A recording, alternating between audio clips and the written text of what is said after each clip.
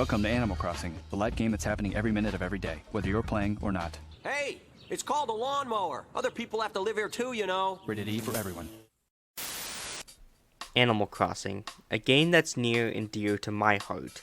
It seems like it wouldn't be that fun of a game when you first look at it. It's just a game where you fish and plant flowers. But Nintendo did the unthinkable and turned it into a juggernaut of a series which has sold millions upon millions of copies, especially with the more recent success of New Horizons on the Nintendo Switch. You probably already know this, but Animal Crossing is a sort of life simulation game where you take care of your town, decorate your house, talk to your villager friends, catch bugs and fish, and you can play with friends or family.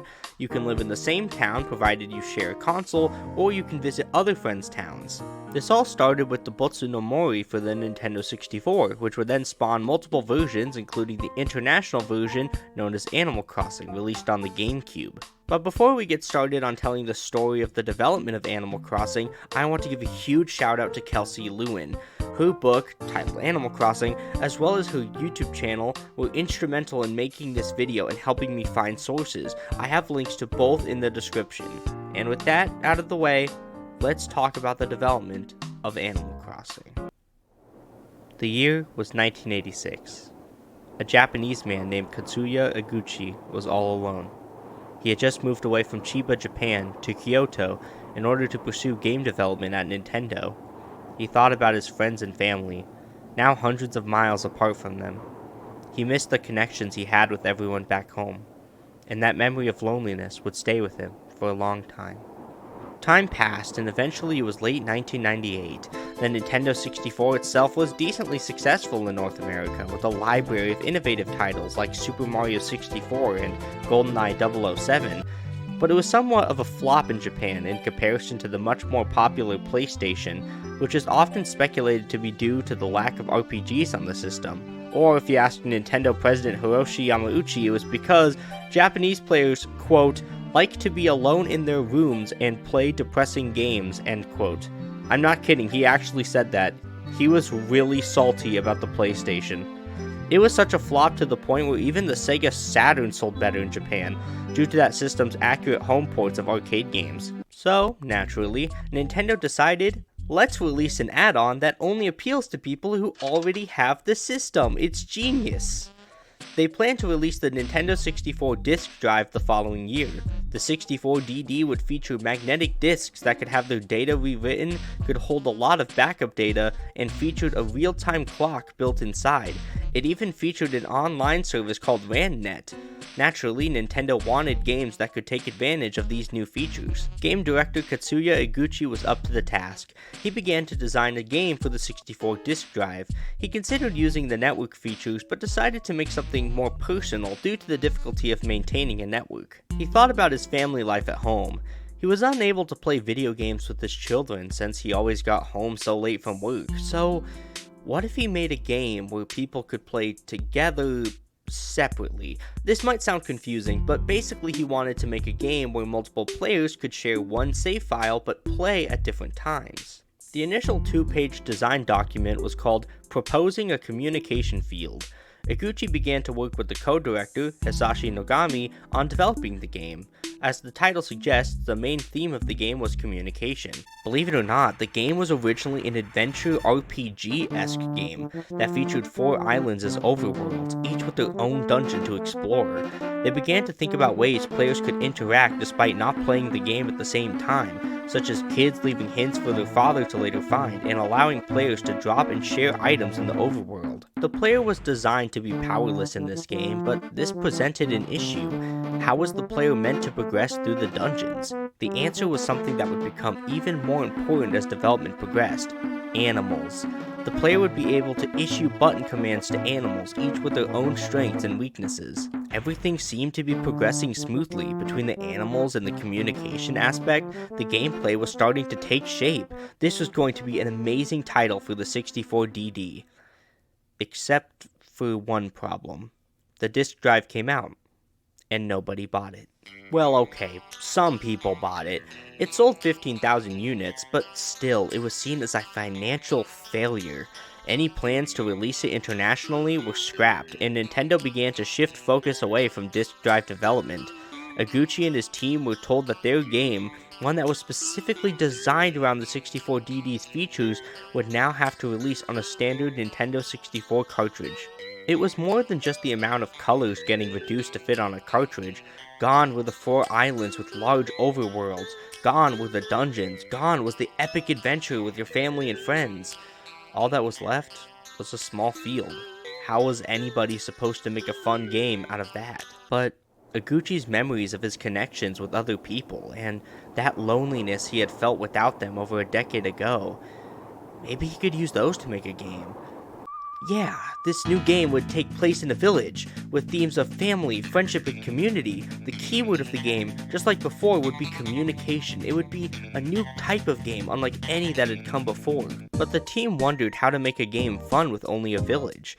They decided to add rooms that players could decorate with furniture, since that would enhance the communication aspects for players, who could show off and talk about rare furniture pieces the other had. But then, how would the player get the furniture? They decided to create the bells as currency, but then who would sell the furniture? The animals, who would now be on 2 legs since they could talk, including Tom Nook. They wanted differences in time to affect other players, one example being that if a player bought a tool, it would be sold out when the next person played.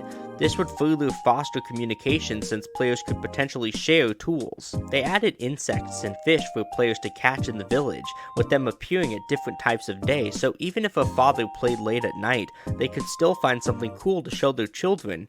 Many fish and bugs were rare and could only be caught by obsessive players that they could then show off to others, once again fostering communication. The villagers further fed into the idea of communication by allowing the players to practice by talking to them. Plus, by giving them interesting or funny dialogue, players might tell each other things that their villagers said. 7 women were added to the team, which was a lot at the time, since they wanted the game to appeal to women. In general, Iguchi felt the games he had made previously were difficult, such as Super Mario World and Star Fox, and wanted to create a game that anybody could play.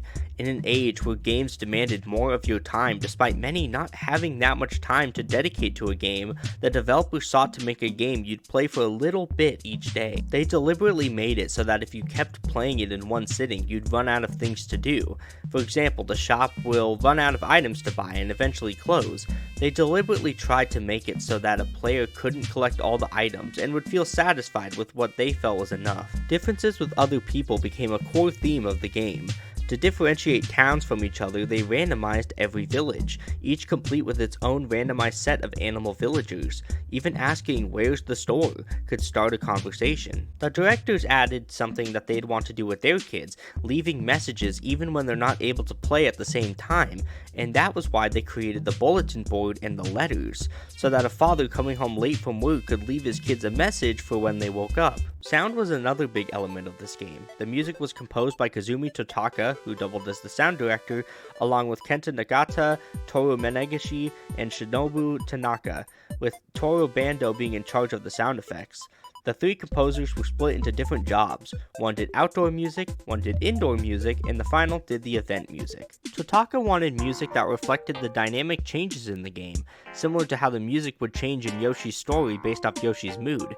For the field music, they originally wanted to compose relaxing and peaceful acoustic, but they felt that that would make things too relaxing, so they instead used more electronic synth sounds. For the indoors, they made the room silent until turning on a radio, and they wanted the music to sound cute, like a song from a cheap electronic keyboard. For events like the Halloween event, Totaka asked for a song that was, quote, basically fun but a little weird, end quote. Some songs had to be revised because they took up too much memory. Totaka mainly left the others to compose freely since he considered them capable veterans. Totaka rearranged compositions and even had to create 58 songs in the span of 2 weeks. He was in such a rush that he would even compose songs on the train, which I'm sure was fun for everyone else on the train.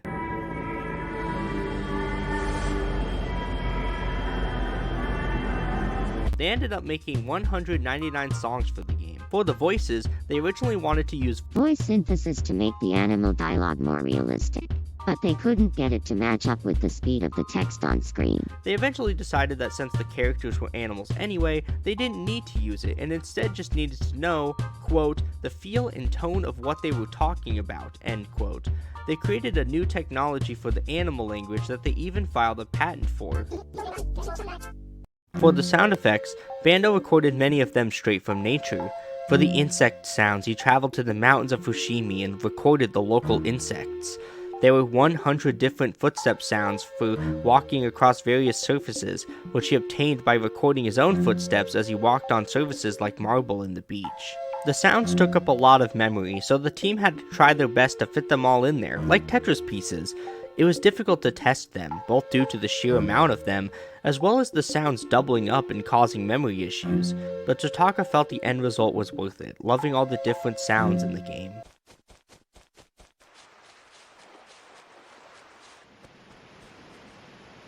The team considered calling the game that day-to-day life, but were told not to. They eventually came up with the Bossa no Mori, or Animal Forest. The developers were nervous. Would people even like a game with no end goal? Nonetheless, the game was released in Japan on April 14th, 2001. Despite being released really late in the system's life, it sold 213,800 copies. However, there were complaints that the game wasn't released on the then upcoming Nintendo GameCube. Luckily, in only a few months, they created an enhanced port of Animal Forest for the GameCube, the Bossa no Mori Plus. This added mainstay features like the museum, the ability to create custom designs, and iconic NPCs such as Mayor Tortimer, the Able Sisters, and Captain. This enhanced port was released on December 14, 2001. This port was the basis of a whole other side to this game's development, the localization. Normally the localization would just be a footnote in one of these videos, but Animal Crossing had a much more difficult trip to America than any other Nintendo game at the time. The renowned Nintendo developer Takashi Tezuka talked to the now former localization manager Leslie Swan. Leslie Swan managed the Treehouse, the team that works on localizing games behind a locked door at Nintendo of America, keeping the games a secret to everybody. Tezuka told her he wanted the localization team to bring Animal Forest to the United States. She said yes, but he warned her that it would not be easy, as the game was never developed with the international market in mind. It would be such a difficult task that the vice president of Nintendo of America, Bill Trinan, said that he wasn't sure if they would even launch the game in North America, which was rare for a game from Nintendo EAD. In a later meeting with Satoru Iwata, the now former president of Nintendo, upon learning that they had to localize Animal Forest, he burst out in laughter, saying he didn't know how they were going to localize the game when it was so fundamentally Japanese. Tim O'Leary, a translator for Nintendo of America, loved the game so much that he told Leslie Swan he would localize the game himself. However, the team didn't realize just how much of a grand undertaking this would be. The entire localization team became a part of this project. Every day they would pick a different task for the team, like today we're renaming characters, or today we're changing character catchphrases, dialogue, furniture, events, etc. For the characters and items, they'd get pictures of each one to rename. The dialogue needed a lot of changes due to there being many references that wouldn't make sense to a Western audience, or puns that wouldn't translate into English. As pointed out in Lewin's book, there's this pun in the Japanese version, quote, "I caught a normal bass, I wonder if it's just so-so," end quote. This doesn't work in English, since we simply refer to these types of fish as bass rather than normal bass like in Japanese. The events in particular needed a lot of changes, since many of them were based on days that only Japanese players would understand, such as Children's Day and Bean Throwing Day. To make up for removed holidays, new events and holidays were added specifically for the international version, such as April Fool's Day and Groundhog Day, though they made sure to give them generalized names since they would be going to other places like Europe. They also changed holidays that were also in Japan but celebrated differently, such as New Year's Day. In Japan, people visit shrines, purchase fortune papers, and eat osechi. God, that looks good. I am so hungry. But here in the US, people love fireworks and noise. Speaking of the shrine, the localizers changed it to a wishing well in the US to be something that more Western players would understand. Granted, I don't think I've seen a wishing well in my entire life outside of Snow White and like Webkins, but it works. Various clothes, decor, and other items were changed due to being more traditionally Japanese. Items like the Dharmas and Lucky Cats were removed, as well as decor like the bathhouse wall and tiles, though these would be added back in future localizations. One unfortunate aspect that needed to be changed was Jane, a gorilla who had a black face and large pink lips. They've never told us why it was changed, but you can probably guess. Other interesting changes were to Gracie and Sahara, who were male in Japan but female in the West. It is unknown if this was because they didn't want to feature more feminine males, or if it was because they were seen as a negative stereotype, or perhaps a combination of both. They had to submit any changes they made to Nintendo of Japan, as well as their own legal department to get them cleared, since they knew if the game became big, they'd probably sell merch. And I would imagine this is mainly to make sure that nothing was too similar to real-life brands and such. The process of titling the game was very frustrating. There were many sad moments when the names they created and got attached to got rejected, including Leslie Swan's favorite, Animal Acres, referencing the grid-based nature of the game's map. For whatever reason, the legal department wouldn't let them keep Forest in the name, but the team was determined to keep Animal. Leslie would try and ask why specific names failed so they would understand what to avoid. Swan recalls it taking about 6 months to a year after choosing it for the name Animal Crossing to finally be approved. The game was released in North America on September 16, 2002, was later released in Australia, and after further localization changes was finally released in Europe 2 years later. The localization was so well done that Nintendo of Japan actually took the localization and ported it back to Japan as Animal Forest E+, which added new villagers, items, and KK Slider songs, among other changes. And finally, there was a Chinese version for the IQ player, which is basically the Chinese version of the Nintendo 64, which made some minor localization changes, such as completely ruining the aesthetic of the keyboard. It was very different from the way it started, going from an action-adventure game with RPG elements to a peaceful game with life simulation elements where players are encouraged to communicate with each other. Animal Crossing would become the 7th best-selling game on the GameCube with 2.7 million copies sold. After getting thrown by a chuckster for the 10th time in Super Mario Sunshine, it was nice to play a game that was more relaxing, not requiring precise inputs, but instead allowing the player to play at their own pace. The game was received fondly by critics and players, who loved its unique nature and were often surprised by just how engaged they were with the game. I play video games in my own room, so I almost feel bad that I've never played this game with other people the way it was intended.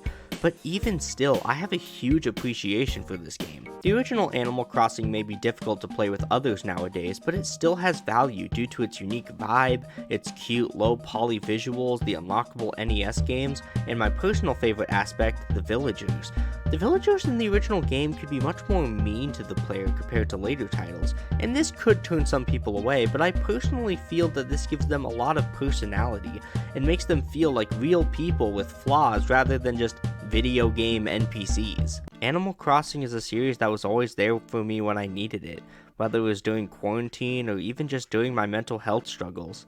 I admit the communication aspect was more of a side element for me, where I'd occasionally link up with friends or family, but I still love talking about this game with people, including all of you. So maybe this game did encourage me to communicate after all. Waves crashing down, splashes and beauty with sound. Oh, where the shore ends become unwound. Treasures found down by the sands of the sea. Unlock the door, you may have the key.